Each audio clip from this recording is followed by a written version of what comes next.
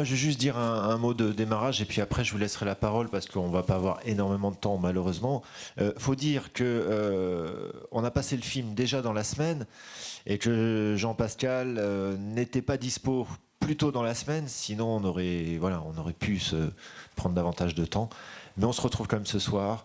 Moi, j'avais pas vu de film de toi précédemment. J'avais entendu parler de Jean-Pascal Zadi. Quand j'ai découvert le film complètement par hasard que vous nous avez envoyé à Jindou, c'est vrai que je crois que dès les premiers instants, je me suis dit, tiens, j'ai affaire à quelque chose de vraiment différent. En 2 mots, parce que je pense que ça peut être long, mais vous faites, tu as dit, des films ensemble. Toi, tu as appris le cinéma tout seul. Et tu peux nous refaire un petit, juste nous dire depuis quand, enfin, vous êtes comédien ou pas? Pas des comédiens, c'est des amis. Non, je rigole. Non, eux, ils sont un peu des comédiens. Moi, je suis un peu un réalisateur. Comment j'ai appris? J'ai commencé par des clips de rap. Parce que voilà, j'étais pas au courant qu'il y avait des écoles de cinéma, tout ça. Et puis quand on veut commencer à... Arrête. Et quand on veut commencer, bah, on fait ce qu'on a à côté. Et donc moi, ce que j'avais à côté, c'était beaucoup de rappeurs qui voulaient des clips. Donc j'ai commencé par les clips. Après, ça m'a un peu fait chier parce que les rappeurs, ils veulent toujours la même chose, des motos, des machins, des trucs. Donc ça m'a saoulé. Après, j'ai commencé à me structurer un peu dans ma tête et à vouloir faire des films, tout ça. Et donc j'ai commencé par, 2-3 bons petits nanars au début. Il y en avait un qui s'appelait Cramé. Après, j'ai fait African Gangster avec l'autre fille. Et après, j'ai fait Sans pudeur ni morale. Et c'est des films que j'ai produits tout seul, que j'ai mis mon argent tout seul dedans. Et voilà. Et après, eux, c'était mes gars, je les connaissais depuis longtemps. Et on a fait une émission pour Canal+ ensemble qui s'appelait Tête de Wham. Ouais, sur C-Star, qui s'appelait Tête de Wham, avec eux deux et tout. Et donc voilà, et puis comme c'est mes gars, je les aime bien. Et puis je sais que si je dis viens, on va faire un film et on n'a pas d'argent, je sais qu'eux, ils vont accepter. Donc voilà, donc c'est... Et donc voilà comment ça s'est passé, simplement. Ouais. Et donc l'autoproduction, c'est avec, faut trouver ses propres moyens. Ouais. Tu dis, je savais pas qu'il y avait des écoles de cinéma. Ouais. Il n'empêche que si on s'ennuie pas dans ce film, c'est aussi parce que, que tu le veuilles ou non, il y a une certaine maîtrise. Donc tu as bien appris quand même, un petit peu, non? Et tu dois bien avoir une équipe. Ouais, bien sûr, j'ai des gars qui étaient super. Ah oui, là, c'était c'était des petits jeunes là qu'on avait pris, des petits étudiants en cinéma, tout ça, qui eux connaissaient un peu le truc. Et donc on a bossé ensemble, mais tout le monde était content de faire le truc. On a tourné dans une cité à Sarcelles qui s'appelle Les Rosiers, où tout le monde est content qu'on tourne un film, que je les fasse participer. Tout le monde a joué presque son propre rôle dedans.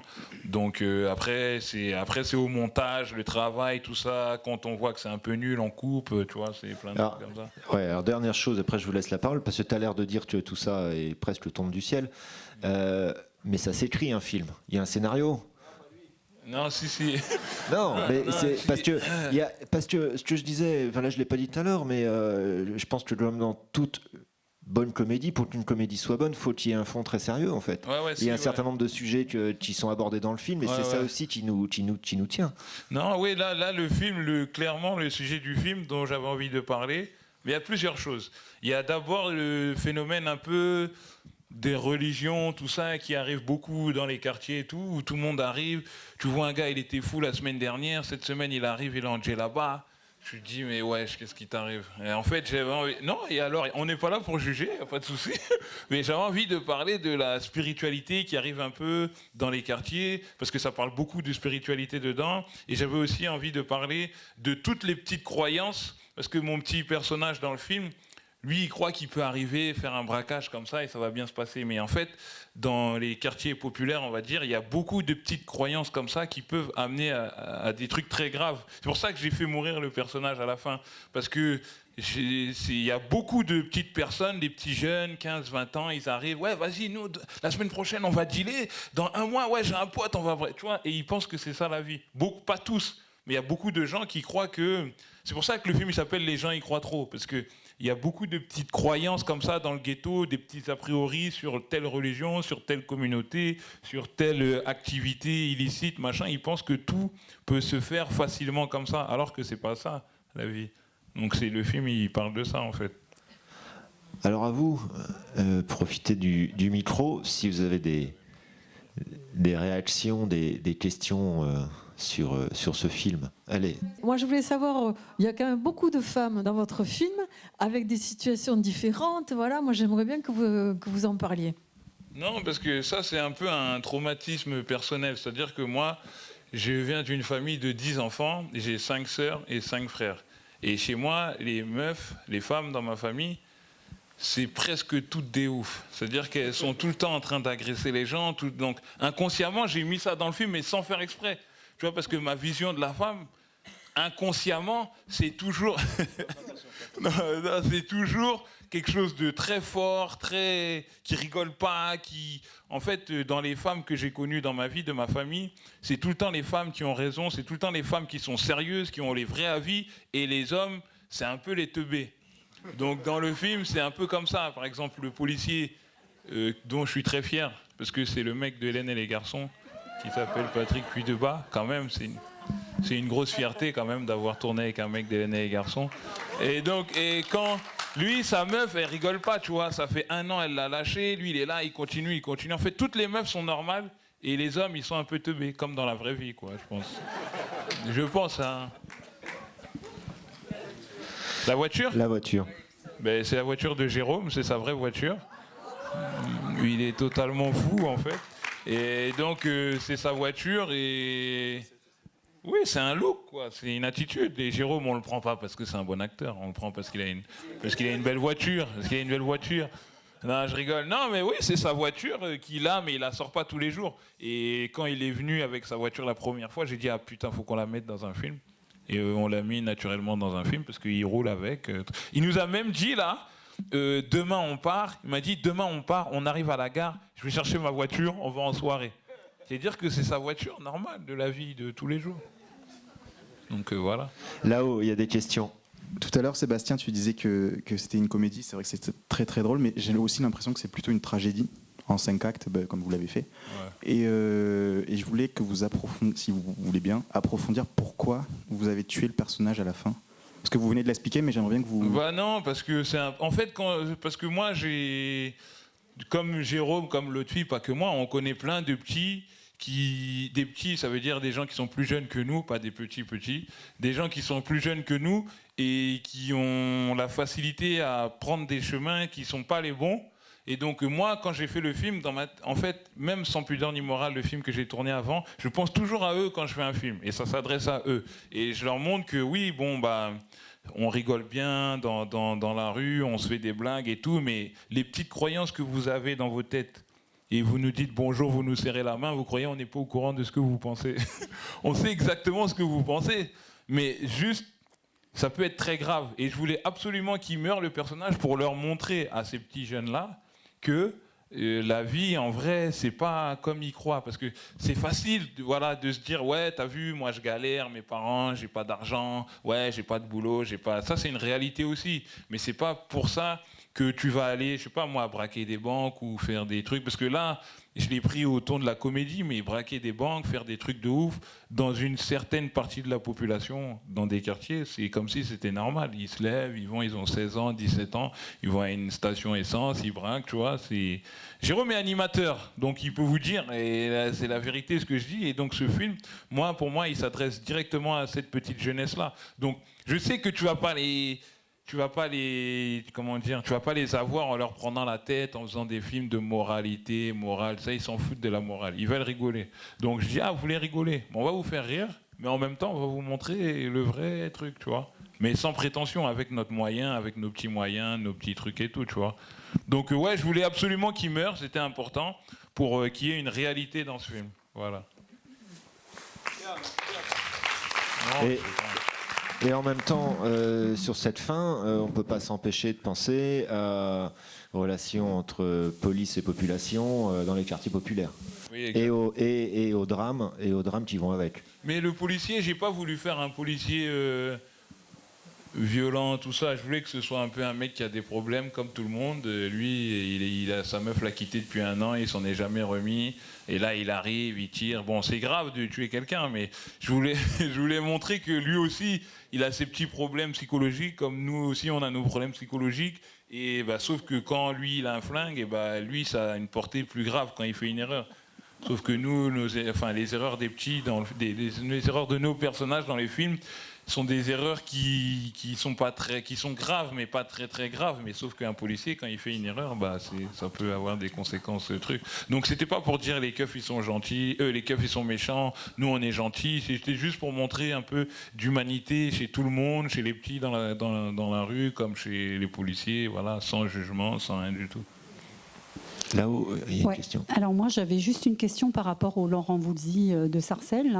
Comment était venue l'idée? Est-ce que c'est une passion pour la comédie musicale ou pour Laurent Voulzy inavoué? Oui, Laurent Voulzy, j'ai envie de creuser un peu ça, c'était drôle. Non. Au départ, je voulais faire une comédie musicale de braquage.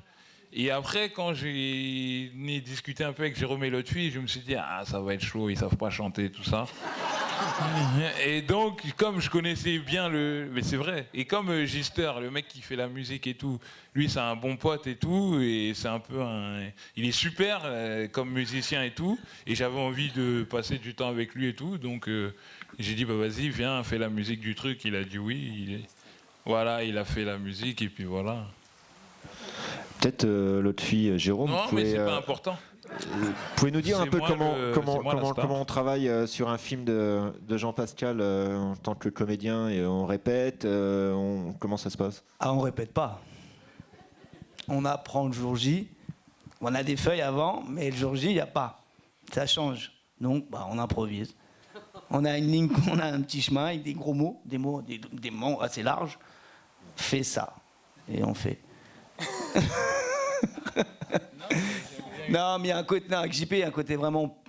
Il écrit une base, mais il nous laisse faire ce qu'on a envie de faire. C'est-à-dire, si on veut changer, que ça reste dans l'esprit, il nous laisse vraiment. Moi, je suis pas acteur à la base, donc maintenant, je suis acteur. C'est depuis ce film-là. Je me suis regardé, je me suis bien aimé. Ça veut dire qu'il y a. Mais est-ce que ça veut dire qu'il y a beaucoup de prises, par exemple? Non, pas forcément, parce qu'on est bon. Non, mais l'intelligence de JP, c'est que tous les personnages qu'on voit, ils sont très proches de la réalité. C'est-à-dire qu'il n'y a pas besoin de trop forcer les lignes. Donc c'est ça qu'il n'y a pas besoin de trop en faire. Il nous regarde, il dit il va faire un personnage qui se rapproche énormément de la réalité. Donc naturellement, quand on lit, on dit tiens, ça me parle, donc on le fait naturellement. Enfin, en tout cas, moi, tout ce qu'il m'a proposé, c'est assez proche de ce que je fais. Ouais. Toi, il n'y a plus de la composition parce que tu as fait les cours, Florent. L'autre fille, tu veux apporter un complément? Non, rien de. Merci à tous d'être venus voir le film. Voilà, c'est un plaisir, mais j'ai rien à ajouter de particulier. Alors il y a des questions peut-être devant. Moi j'en conclus que finalement votre vie c'est du théâtre naturel. Est-ce que la vie en général n'est pas du théâtre? Moi je sais pas si notre vie c'est du théâtre, mais en tout cas tout ce qu'on fait, on le fait parce qu'on a envie de le faire. Personne nous a forcé à faire quoi que ce soit. On l'a pas fait pour. Le film, on n'avait vraiment aucune raison de le faire en fait. On l'a fait parce qu'on avait envie de le faire. On avait envie de passer du temps ensemble et parce que c'était marrant de faire un film ensemble. Et je sais pas si notre vie c'est du théâtre, mais en tout cas notre vie elle est cool quoi. On est là, on vit notre vie tranquille. Mes gars étaient là, ils galéraient un peu. On dit bon c'est l'été, il n'y a rien à faire. Allez vas-y, venez on tourne le film. On a écrit le scénar, boum, vas-y, on a tourné le film. Mais c'est un pur geste d'amour de l'art, quoi, tu vois. Ça se voit, de toute façon, que les gens qui ont fait le film, ils n'en ont rien à foutre de rien. Ils mettent de la musique partout, ils font des blagues pour eux-mêmes, tu vois. Donc, voilà. Non, moi, je voulais savoir combien coûte un film, comme les gens y croient trop. Oui. Je sais pas, j'ai peut-être mis, 10 000 balles dedans, un truc comme ça. Ouais. Vous n'avez pas été payé, vous? Vous vous foutez de ma gueule? Non, et c'était ouf, ces gens-là. Je leur ai donné du zaï et tout. Post-prod compris. Ouais, tout. Post-prod compris, 10 000 euros. T'es payé beaucoup, quand même. Hein? Et toi, tu veux me mettre dans des problèmes ou quoi? Bizarre. Non, écoute, la sœur, doucement. Non, on voit beaucoup de films. Non, j'ai l'impression que c'est un film qui a été fait avec des ficelles. Avec, non, ouais, c'est pas genre je suis arrivé avec 10 000 euros comme ça. C'est petit à petit, tac, montage, je le paye lui, mixage, je le paye lui, Gister, je donne un peu de thunes, les acteurs, tiens, tac, un peu de billets comme ça, tu vois. Non, l'argent est là, t'inquiète pas. Et t'as braqué une banque pour... Non, pas du tout, on venait de faire notre émission pour ces stars, et il nous restait un peu d'argent et tout. Et j'ai investi dans la... Donc j'ai investi dans la cause. Non, mais ça n'a rien à voir parce que vraiment, c'est un film, on était 4. Il y avait un cadreur, un chef-op, un ingé son. En plus, c'était des étudiants, les gars. Et frère, le film, là, tu l'as vu, on était 4 dans l'équipe technique. C'est des grosses journées. On a mis 2 semaines. Ouais. C'est des grosses journées. C'est des grosses journées. Bah oui. Là une question. Bon. C'est pas une question, c'est juste une remarque. En fait, c'est la 2e fois que je le vois. Je l'ai vu avant-hier. Ouais. Et j'ai eu exactement la même sensation, qui est que, en fait, c'est très très drôle, effectivement, du début à la fin. La 2e fois, je me suis marré pareil. Mais la musique, la présence de la musique dans ce film, les bruitages, la musique bruitée là, que vous avez... Ça met une espèce de tension. Moi, j'ai senti vraiment une tension du début à la fin avec ce truc.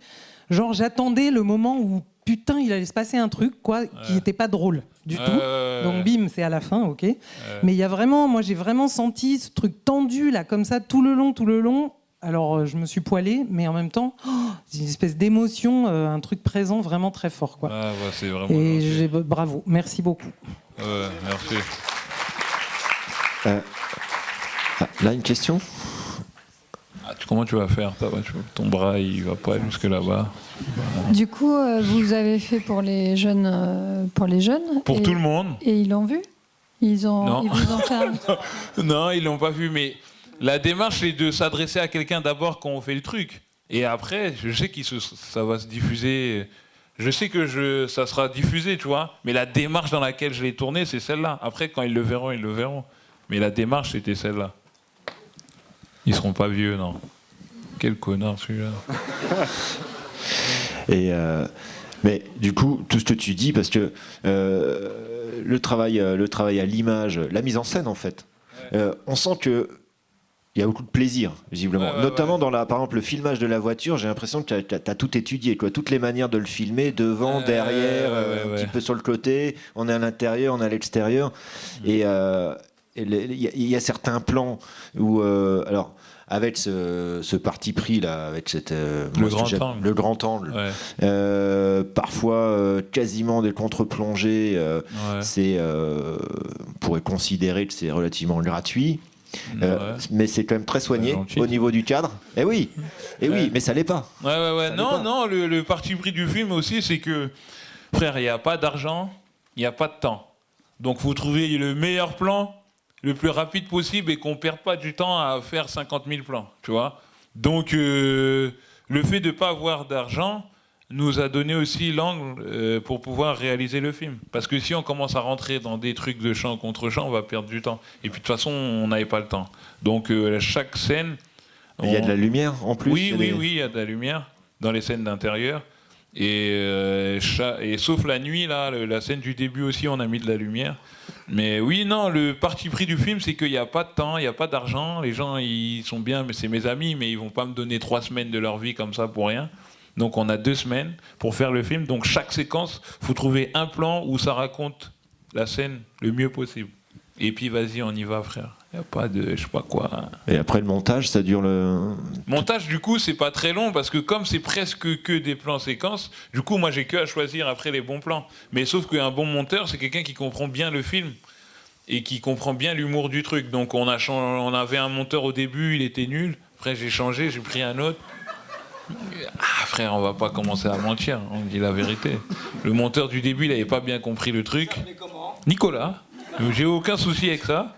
Et après, on a pris un deuxième. Donc le montage a été assez simple parce que c'est que prendre des plans séquences. Donc moi, je choisis le meilleur plan. Et puis voilà.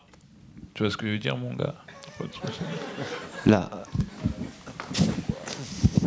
Moi, c'est au propriétaire de la magnifique voiture que je m'adresse.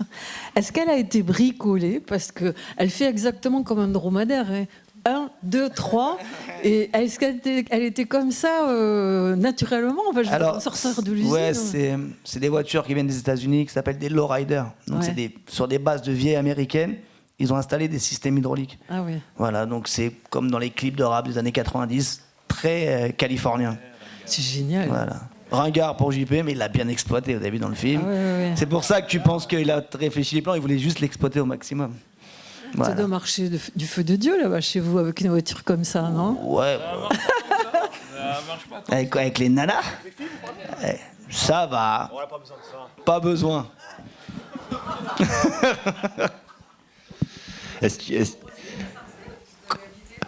Alors, non, moi je suis à côté. Moi, je suis à Pierrefitte dans la ville à côté. L'autre fille vient de Kremlin-Bicêtre. Et bah, lui, on ne sait pas vraiment.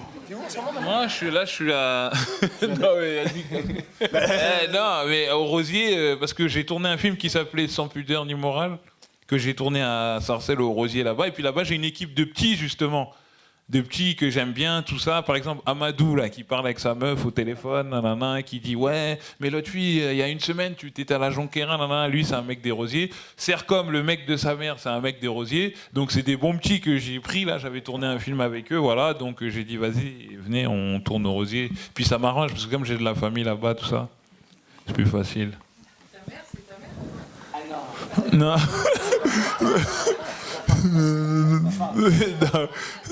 Non, c'est pas sa mère, c'est une comédienne qui est super géniale. Mais sa mère est vraiment sympa, sa vraie mère. Je la connais, tout. Elle est sympa. Ok. Mais tu. Je sais pas, au final quand même, il y a un certain nombre, encore une fois, de sujets, mais moi par exemple, ce qui va me retenir, c'est autant tout ce qui m'a fait marrer pendant tout le long du film, que cette scène au début, ton personnage et sa femme, ce qui se joue là, c'est pas simplement ce que tu as dit tout à l'heure, les filles sont plus sérieuses que les garçons, quoi. Il y a une sorte de poids dramatique là, il y a quelque chose qui se dit là, et même j'ai envie de dire, tout le monde se le prend dans la figure, c'est-à-dire bien au-delà du contexte de cette histoire. Non, mais parce que pour faire le con dans la vie, pour prendre les mauvais chemins, il y a toujours une vraie raison. Tu vois, un mec qui va aller braquer une banque ou qui va, je sais pas, faire des dingueries dehors, mais il a toujours une vraie raison, il le fait pas gratuit, mais c'est pas pour ça qu'il doit le faire. Donc pour mon personnage, pour qu'il décide d'aller braquer une banque, comme quand même c'est une comédie, mais on veut que ce soit un peu crédible, il faut qu'il ait une vraie raison de le faire.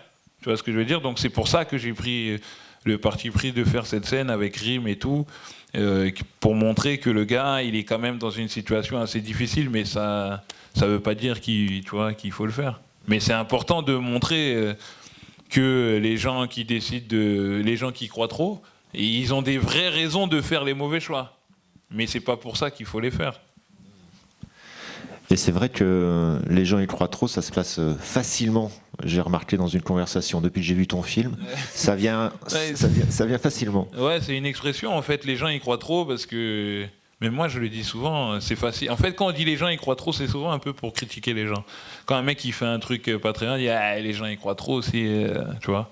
C'est souvent pour mal parler des gens, donc ça veut dire que tu parles mal des gens. On va pas te juger, on n'est pas là pour ça. Tes films précédents ne sont pas sortis au cinéma? Non, c'était des vrais nanars. On peut les voir où? Il y a un coffret qui est sorti de mes 3 premiers films, là, je crois, il est sur la Fnac.com ou je sais pas quoi, mais ils n'ont jamais été sortis au cinéma. Et d'ailleurs, quand j'ai fait les films à l'époque, c'était pas pour les sortir au cinéma. C'était pour, je n'ai pas d'explication plausible jusqu'à aujourd'hui. Je sais juste que c'était la galère, il n'y avait rien à faire. Et je faisais des clips de rap et je me suis dit, vas-y, ça me saoule de faire des clips. Et donc, mon premier film, il s'appelle Cramé. D'ailleurs, c'est là-dessus que je le connaissais avant, mais je l'ai mis dans la... Ah, bah toi aussi, t'étais dans Cramé, ah ouais, lui aussi, il était dans Cramé. Lui, il avait fait un rôle, et Jérôme aussi avait fait un rôle. Et non... Ouais, cramé, c'était voilà, les 3 premiers films que j'ai faits, c'était des nanars, ça sert à rien de. Parce que là, quand même. Si, c'est un peu des nanars. Parce qu'on est quand même, j'ai pas rêvé. C'est vous qui nous avez envoyé le film dans un festival de cinéma que vous connaissiez pas vraiment, mais vous l'avez envoyé. Non, ouais, c'est la coproductrice du film qui l'a envoyé. Voilà, elle a envoyé. Donc dans l'idée de l'envoyer aussi ailleurs, à d'autres festivals. Ouais, dans d'autres festivals et tout, et voilà, elle l'a envoyé, frère. Qu'est-ce que je te dise Elle a envoyé, non? On est là, c'est qu'elle a envoyé. Non, certes, mais on a l'impression que ça t'intéresse à peine, quoi, de te dire que le film pourrait être dans les salles de cinéma. Ouais, parce que je suis pas un gars de. Je suis un. Comment dire? Je suis pas un gars qui fait trop des plans, de trucs, de machin. Moi, je suis un gars qui vit dans le présent, qui fait ses trucs dans le présent. J'aime bien vivre le moment présent à fond. Et se projeter, tout ça, là, c'est difficile pour moi. On fait un peu semblant, quand même. Non, c'est vrai ce que je te dis. Franchement. C'est vrai qu'il passe au cinéma, bien sûr. Non, mais vas-y, raconte sa vie, il écoute pas. Nous, on a fait le film parce qu'on avait envie de le faire, parce que c'était. Voilà, tu vois, mais. Frère, qu'est-ce que je te dis? Il y en a un prochain film ou pas? Oui, là je viens de finir un film là qui a été produit par Gaumont et tout, et qui va sortir au cinéma au mois de mai là. Il a envie que ça sorte au cinéma, tu vois. Et c'est pas pareil, c'est eux qui viennent me voir. Non. Alors je vais rétablir la vérité. Vas-y, Jérôme. Les gens y croient trop. On a fait le film parce qu'on avait envie de le faire. Maintenant que le film est terminé, évidemment qu'on va essayer de le diffuser, trouver un distributeur et tout. Sauf que entre les gens y croient trop et maintenant, il y a eu plein de choses qui sont passées. On a fait une série qui s'appelle Craignos qui est passée sur Internet. Là, elle va être achetée par France Télévisions. Là, moi, j'ai tourné mon film avec Gaumont, tout ça, qui va sortir en mai 2020. Donc les gens y croient trop, il est là. Mais j'ai aussi des petites touches avec Netflix, tout ça que je connais bien parce que voilà, j'ai percé dans le game. Donc voilà, donc je sais que ça va être diffusé, mais je suis pas pressé, je suis pas, tu vois, je cours pas après rien du tout. J'ai la liberté de pouvoir faire ce que je veux. Oui, hein. Vas-y, va là-bas. Ce qu'il faut savoir, c'est que voilà, dès qu'il n'y a pas d'argent, nous on est là. Quand il a signé chez Gaumont... Attendez, on va régler ça tout de suite. Les gens doivent savoir la vérité. Vous n'êtes pas venu, vous n'avez pas tourné dans le film de Gaumont? On a fait une figure. C'est quoi? Non, vas-y, tu veux arrêter. Normalement, attendez, on va poser la question. Alors, non, mais attends, faut que les gens... voilà, on va poser la question. Dis la vérité. Après, ça fait quand même plus de 10 ans qu'on fait ces conneries. 13 ans. Voilà. Il a signé, donc il a fait un film signé, là, donc on parle de millions, on parle pas de 10 000 euros. À votre avis, nous, quel est le rôle dans ce film? Juste comme ça, il est gênant, comme ça, à votre avis. Non, alors on va tourner la saison 2 de Craignos, qui va arriver sur France Télévisions, où ils ont les rôles principaux. Est-ce que tu peux dire, on était sur les rôles que tu nous as donnés sur tout ça, tout simplement noir. Non, mais faut que tu dises aux gens. Craignos, t'as vu, t'as fatigué les gens sont fatigués. Les gens veulent savoir, les gens veulent savoir. Les gens veulent pas savoir. Les gens veulent savoir. Non, les gens c'est scandaleux, merci. Les gens veulent savoir. Redonnez les micros. Non, c'est bon ou pas? On veut. Alors, les gens veulent savoir. Alors, on a eu droit quand même, gentiment, à une petite apparition qui risque d'être coupée, d'accord? Non, ça va pas être coupé. D'une demi-journée. C'est sympa, sur 2 mois de tournage. En fait, je vais vous raconter l'histoire du film que j'ai tourné pour Gaumont. En fait, c'est un faux documentaire où tout le monde joue son propre rôle. Et donc, dedans, j'ai Omar Sy, j'ai Farid, j'ai Fabrice Eboué, j'ai Josiane Balasco, j'ai plein de gens dedans. Mais comme c'est en fait un faux documentaire où tout le monde joue son propre rôle et que eux on les connaît pas, frère. Du coup, non mais donc du coup les rôles qu'ils ont fait dans le film, ce sont des petits rôles que j'ai donnés à mes gars. Mais évidemment qu'ils sont là. Et par rapport à Craignos, la série qu'on a tournée ensemble. Par rapport à Craignos, la série qu'on a tournée ensemble, il y a un long métrage qu'on doit tourner ensemble, tous les 3, tout ça. Mais ils savent, mais ils font semblant. Mais voilà. Bon, mais en tout cas, grand merci à vous 3 pour votre film et puis d'être venus. Merci.